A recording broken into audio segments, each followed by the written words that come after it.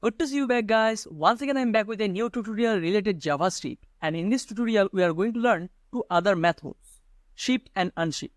In our previous tutorial, we already learned short, reverse, pop and push.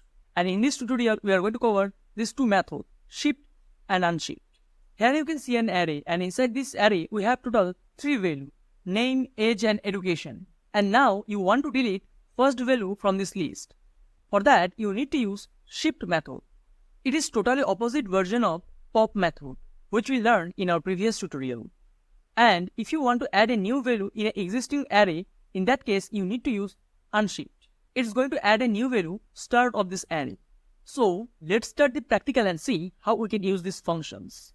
As you can see, side by side, I opened my Visual Studio Code and my browser using Live Server extension. And I already created an HTML document named index.html. And also you can see an array inside the script tag. And we have total 4 values inside this array. And now I want to remove first value from this array. For that, we need to use shift method. So here I'm going to type array.shift.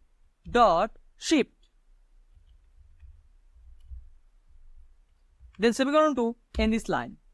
And again, I'm going to print this array in my document. So I copy this line and paste after that. So if I save this file, you can see the result. It's removed first value from the list. It removed our 0 index value. Now it starts from Advan, Rahul and Oliver. And in the opposite way, if you want to add a new value at 0 index, in that case, you need to use unshift method.